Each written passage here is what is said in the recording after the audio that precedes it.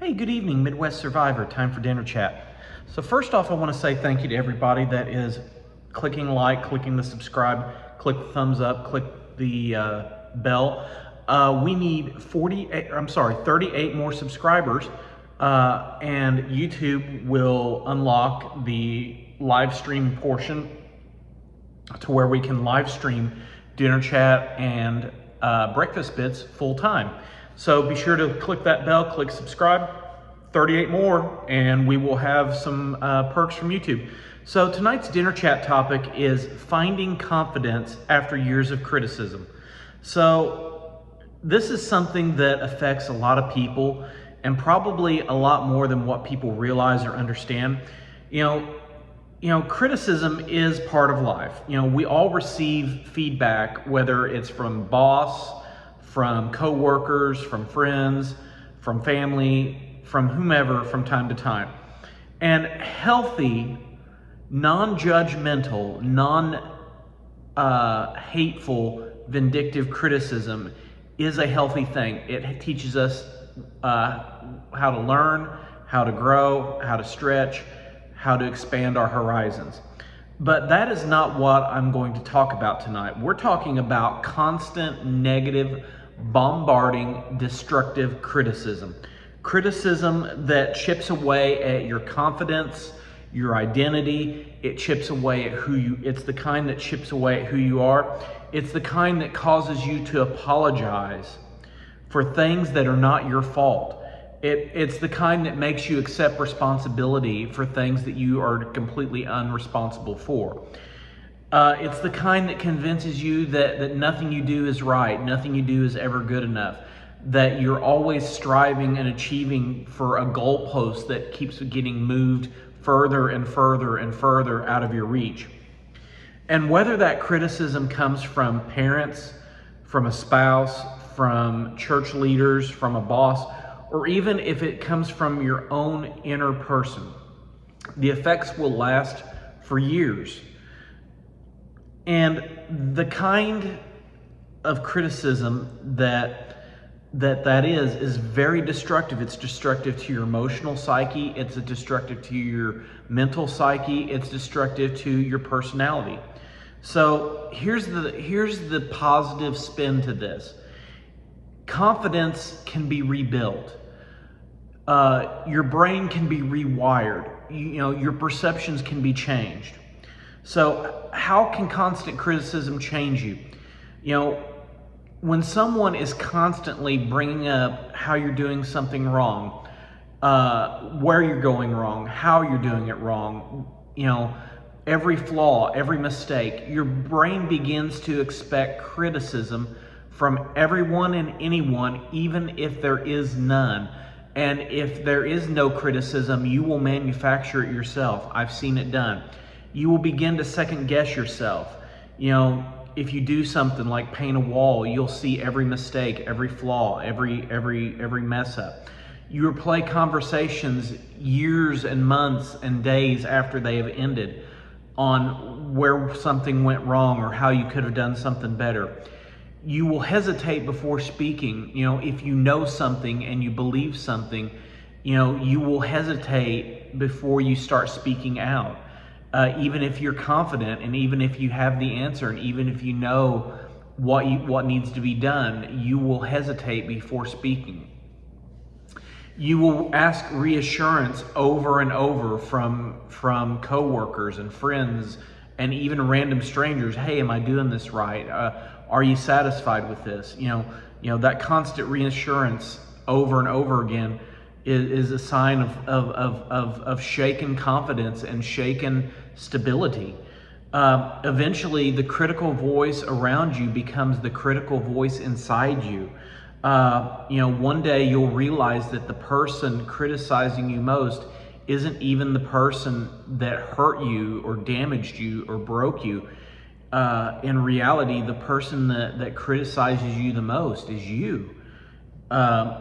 It's one of the deepest wounds that constant criticism, very destructive criticism, leaves behind, is that you are always criticizing yourself, and you're criticizing how you do things, and how you make the choices and the decisions that you make. You know, here's some of the lies that criticism teaches us. After enough criticism, many people begin to think things like I'm never good enough. I'm always going to mess this up. My opinions don't matter. I just shouldn't speak up. I'm going to avoid conflict. If I make one mistake, people will reject me. I have to be perfect to be accepted. And those mindsets and those thoughts can shape the way that your relationships pan out, the way your career goes, your faith, the way that you see yourself, your inner man, your inner self-confidence. But I want you to remember, just because you've heard something repeatedly does not make it true. And just because somebody says words to you doesn't mean that they're right. And it doesn't mean that what they're saying has validity. It just means that they have an opinion, they have a perception about you that could be very well wrong. So confidence isn't perfection. You know, one of the biggest lies and misconceptions about confidence is believing that confident people never fail. And I'm going to say that again. The biggest lie is that confident people never fail. And the truth is that confident, educated, talented, smart people fail every day. They fail every day. It doesn't matter how smart you are, how talented you are, how gifted you are, any of that. Confident, talented, successful people fail every day. And the difference is they don't allow failure to define who they are or define the rest of their life. I'm going to say that again. The difference is that they do not allow one failure, one mistake, one error, one bad choice to define who they are or the rest of their life. Confidence isn't believing that you will never make mistakes. It's trusting that you will learn from your mistakes, you will grow from your mistakes, and you will recover from your mistakes, and you will come back stronger, healthier, with more confidence, more ability, and more wisdom than when you started. Confidence isn't about knowing everything. I don't want to learn something from somebody who claims to know everything, because in reality, the people that say they know everything really know nothing. It's believing that you are capable of coming up with an answer, coming up with a solution, implementing the solution, and then seeing it to its successful resolution. That is the capability of success that I am talking about. So let's rebuild our confidence. Confidence broken is never rebuilt immediately overnight. It is rebuilt gradually, one small decision at a time. You establish one healthy boundary. You have one difficult conversation. You start having small successes. You perform one act courageously without fear or buckling or bending. One moment of choosing truth over fear. Celebrate the small victories. Speak to yourself with the kindness that you would offer a friend. Surround yourself with people who encourage growth instead of tearing you down. Distance yourself from the voices and the people that constantly convince you, constantly criticize you that you are less than what you are. And little by little, you will begin to see your confidence grow. You will begin to see gradual changes that will shape the rest of your life. Here's something very earth-shattering and very cognizant and not with today's thinking. And here it is. Hang on to your hat. You do not need everyone's approval. I'm going to say that again. You do not need everyone's approval. Many people who have lived with criticism, destructive, constant, complaining criticism, have become addicted to the approval of people that they should never desire the approval of. They constantly wonder, did I do okay? Are they upset with me? Do they still like me? If you are asking these 3 questions about people and the approval that you want, then you don't need their approval, because real, honest, sincere people will care about you and check on you to make sure you're okay. They won't be upset at you whenever you make mistakes or you mess something up.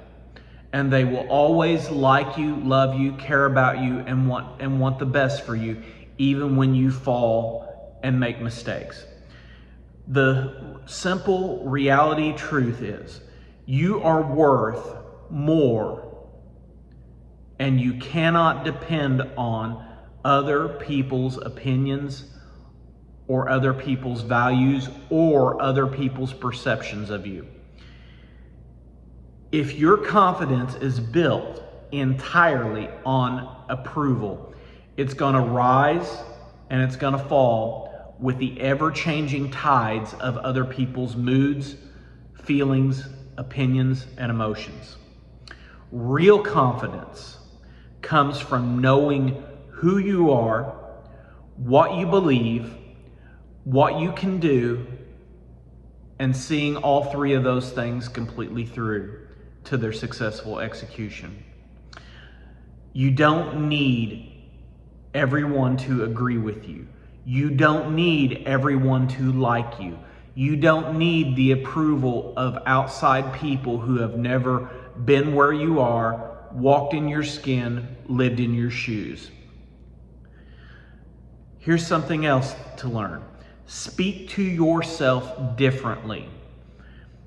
Pay attention to the inner dialogue that goes on between yourself, between me, myself, and I. Would you speak to your best friend the way you speak to yourself? Would you speak to a random stranger the way you speak to yourself? If the answer is no, then it's time to change the conversation, how you have the conversation, the way you do the conversation, and the method by which you do it. Replace these words, I'm such a failure.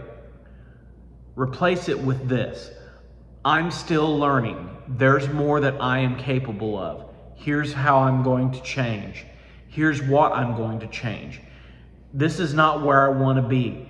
This is where I want to go. How am I going to get there? This is how I'm going to get there. Replace the words, I'll never get this right, with every experience I go through teaches me something different. I can learn something successfully, or I can also learn something through mistakes. Either way, I'm going to learn.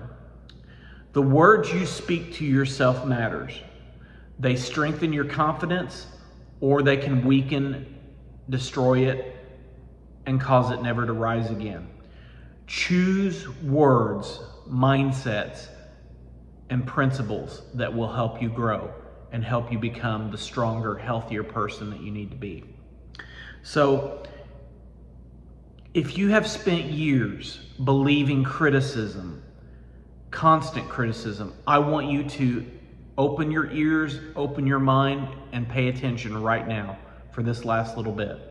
You are more than the names that you were called.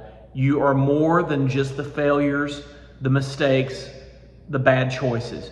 You are more than someone else's opinion, perceptions, or feelings about you. You are more than your mistakes. Your confidence wasn't destroyed overnight. Here's something to consider though. It's not going to come back overnight either. But every time you choose the truth, not someone else's truth, but the truth that you know deep down in your heart, over criticism, over complaining, over destructive, vindictive language, Every time you choose the truth about yourself, the honest truth, to know that you have value, you have merit, you are talented, you are gifted, you can do anything you apply yourself to, you take one more step forward despite the fear, despite the lies, despite that constant criticism. You are rebuilding something that no one will ever take away or destroy ever again. Your voice matters. Your life matters. Your future matters. The gifts, the talents, the abilities that you possess, they matter. Do not let yesterday's criticism, the naysayers, those that have no vision and no talent, that want to destroy what you possess, do not let them silence tomorrow's purpose, the purpose that lives and resides in you. Your future is not defined by yesterday's mistakes. It's defined by the choices you make today that will affect your tomorrow. So, have you ever seen someone else's criticism affect you in a way that you saw yourself? What has helped you begin to rebuild your confidence? I want you to share the story in the community. Your story may encourage someone who is struggling to believe in themselves today. Help somebody lift themselves up. And one more final thought. Confidence isn't the absence of criticism. It's the decision to stop letting destructive, vindictive criticism define who you are, what you can do, and where you're going. Midwest Survivor, as always, stay healthy, stay strong, stay focused, and as always, be healthy, be strong, be focused. I'll see you tomorrow morning for Breakfast Bits. Have a good evening.